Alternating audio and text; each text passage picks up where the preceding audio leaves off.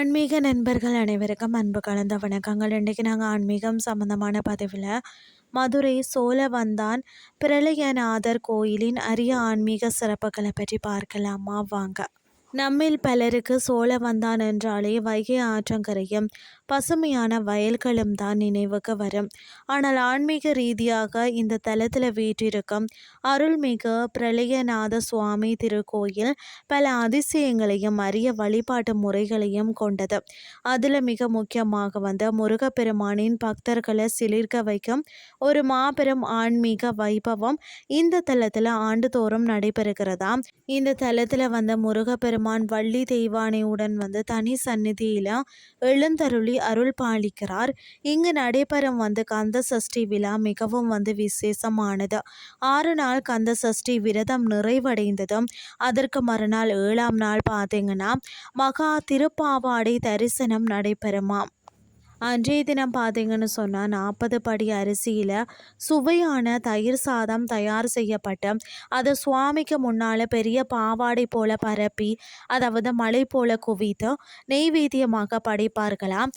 இந்த அரிய காட்சியை தரிசிப்பதே நம்மளுடைய வினைகளை எல்லாம் தீர்க்கும் என்பது பக்தர்களின் நம்பிக்கையாம். கோயிலின் பிற வியக்க வைக்கக்கூடிய சிறப்புகள் பார்த்தீங்கன்னா செவ்வாய் தோசை நிவர்த்தி தலம்.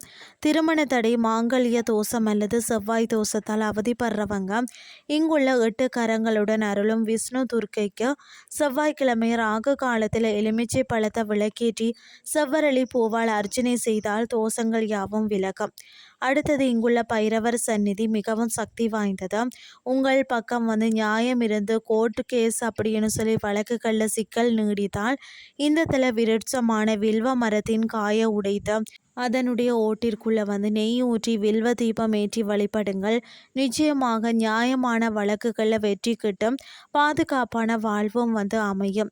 நோய் தீர்க்கும் ஆஞ்சநேயர், அதாவது பார்த்தீங்கன்னா சுவாமிக்கு பின்புறம் மேற்கு நோக்கி அருளக்கூடிய ஆஞ்சநேயருக்கு சனிக்கிழமை வெண்ணெய் காப்பு சாற்றப்படுகிறதாம். மறுநாள் ஞாயிற்றுக்கிழமையில அந்த வெண்ணெய் பிரசாதமாக பெற்று உட்கொண்டாலே எவ்வளவு பெரிய தீராத நோயாக இருந்தாலும் குணமாகும் என்பது இந்த தல பக்தர்களின் அசைக்க முடியாத நம்பிக்கை.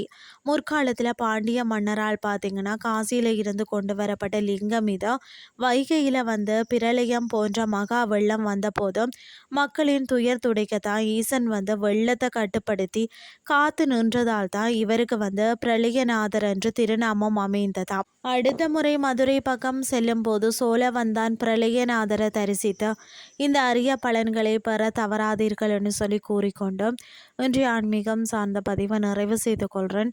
இதே மாதிரி மற்றொரு ஆன்மீகம் சார்ந்த பதிவோடு உங்களை சந்திக்கிறேன். நன்றி.